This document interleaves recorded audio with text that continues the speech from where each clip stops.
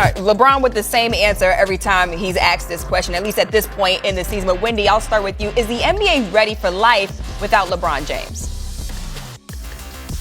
Of course they are. He hasn't gotten to the finals the last 5 times. Went through a period where he went to 10 finals over 13 years. The NBA was LeBron. He went to the finals 8 straight years.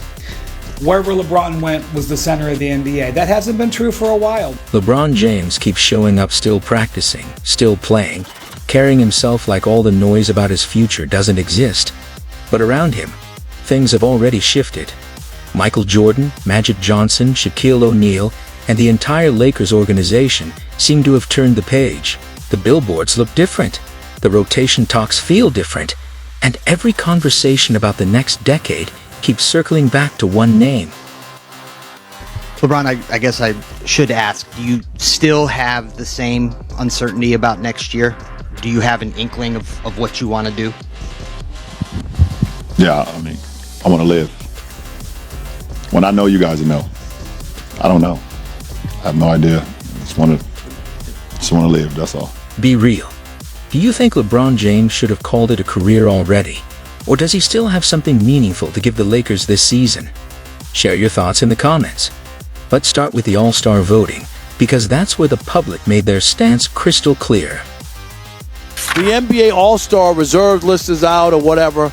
Kawhi Leonard somehow, some way, is not going to be in the All-Star game, which is just mind-boggling. And of course, people are making the comparison that his numbers are way better than LeBron's.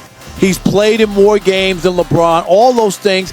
It's his home arena, the Intuit Dome, and somehow in Los Angeles. Don't forget, Kawhi is from Los Angeles too. Riverside, to be exact. Exactly right. At the start of 2026, the NBA All-Star fan votes came in, and Luka dominated the way with 5.2 million. LeBron James, meanwhile, just edged past 3.1 million.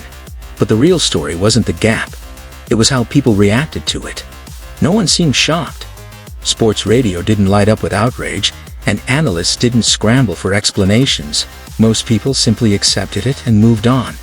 The shift had been happening for a while, and the voting only confirmed what fans already believed everyone, it seemed, except LeBron. All right, we have one more selection. It is the very last one. I'm covering it up, but if you guys get this wrong, okay, come on. I'm about to say LeBron James. Come on. We're not. Come on. LeBron is. He ain't fooling nobody. What is this? 23? Oh my goodness. 22nd consecutive. 631 to 649. While fans were casting votes, legends were weighing in, and the front office was quietly reshaping the future around a 26-year-old Slovenian. LeBron James kept showing up 41 years old, going through practice like none of it applied to him. That kind of confidence can look admirable, but it can also feel disconnected, and judging by this season's numbers, it's starting to lean toward the latter. On the court, through January 2026, LeBron is averaging roughly 22 to 24 points per game, shooting around 48 %, a slight drop from his career 50%.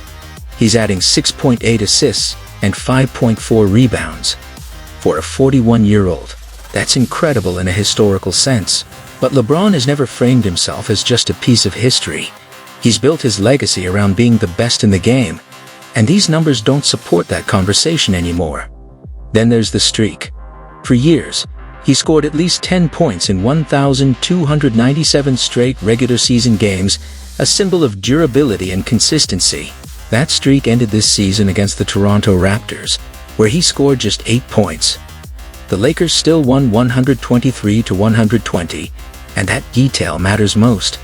They didn't need him at that level to win.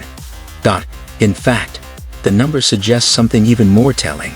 When LeBron missed the first 14 games of the 2025-26 season, the Lakers went 10-4. Luka Doncic stepped up with 28 points, 9 rebounds, and 11 assists per game, posting elite efficiency. The team's net rating without LeBron was plus 1.1. After his return, it dropped to 2.5. That shift isn't random. It's a signal. And it's exactly the kind of data the Lakers front office is paying attention to behind the scenes. That was, priority number one for me. Role clarity, I think since we've gotten Bron back, we haven't been as organized offensively. Too many random possessions, so that's on me. So it's those three things, defensive clarity, role clarity, and offensive. Coach J.J. Redick didn't bother sugarcoating it. He said publicly that since LeBron James returned, the offense hasn't been as organized, too many random possessions. When your own head coach says that on record, you're no longer just a veteran presence, you're becoming an offensive liability. That's a line LeBron supporters long believed he'd never cross, but now, it looks like he has. Then there's Luka Doncic, and the contrast isn't forced, it's obvious. In January against the Pelicans, he posted 32 points, 11 assists, and 9 rebounds. 2 nights later against Memphis, he followed it up with 28, 10, and 12. More importantly, his impact on teammates is undeniable. Austin Reeves is taking and making shots he wouldn't normally attempt because Luka's presence creates space. Rui Hachimura is cutting harder, finishing cleaner. Role players are exceeding expectations because Luka is doing the heavy lifting before they even touch the ball.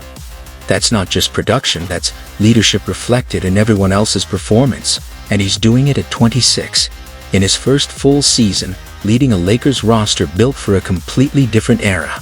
The clutch numbers make the gap even clearer. In the final 5 minutes of close games, Luka's true shooting hovers around 61%, while LeBron sits closer to 52%. A meaningful difference at this level. Luka's January 10th performance against Memphis showed exactly what that looks like. With the Lakers down 2 and under 5 minutes left, he went 7 for 9, including a step-back 3 that sealed the game. Compare that to a late-game stretch earlier in the season against Phoenix, where LeBron hit a jumper, but the team still posted a -3 net rating with him on the floor. The legends have been watching, and unlike the media, they're not softening their opinions. Playing? I didn't know. No, I just think that, we play in different eras. He's an unbelievable player. Yeah, he's one of the best players in the world, if not the best player in the world. I know it's a natural tendency to compare eras to eras, and it's going to continue to happen. I'm a fan of his. I love watching him play, but it's as you can see, our league is starting to expand on very talented players, and I think he's made his mark. He will continue to do so over a period of time, but when you start the comparisons, I think Michael Jordan didn't overcomplicate it. Retirement has been calling LeBron James, he just won't answer. That's the kind of statement Jordan doesn't throw around lightly, and people have noticed the contrast in how he interacts with Luka Doncic, including that widely shared 2022 clip where he embraced Luka with a level of warmth usually reserved for players he truly respects, similar to what people remember from his bond with Kobe Bryant. Magic Johnson has been just as direct. He praised LeBron but made it clear the comparison to Jordan doesn't hold, and emphasized that the Lakers' future should be built around Luka, not extended around another farewell run. Shaquille O'Neal echoed that idea in his own way, pointing out that while LeBron's retirement will come eventually, Luka represents the next decade. Others have gone further. Cedric Maxwell compared Luka's control and vision to Larry Bird. Gilbert Arenas highlighted his unteachable basketball IQ and fundamentals. Allen Iverson was blunt. It's Luka's time. This isn't a coordinated message. It's a shared conclusion from people watching the same games. The Lakers front office appears aligned. Rob Pelinka has made it clear the organization is planning for the next decade around Luka. That direction shows up everywhere from roster decisions to marketing. Luka is front and center in promotions, while the team quietly shifts its identity. Behind the scenes, the dynamic has been noticeable. There are moments where LeBron and Luka don't look like a seamless partnership, but two players navigating control in real time. That's not unusual when a franchise transitions from one era to another, but it's rarely this visible. LeBron's motivation is understandable. He's chasing one more championship, one more place in the all-time conversation alongside names like Jordan and Kobe. But at 41, with injuries and declining efficiency, that pursuit becomes complicated, especially on a team that's increasingly built around someone else. There's also the Bronny James factor. LeBron achieved his goal of sharing the NBA stage with his son, But that decision came with real roster and flexibility trade-offs.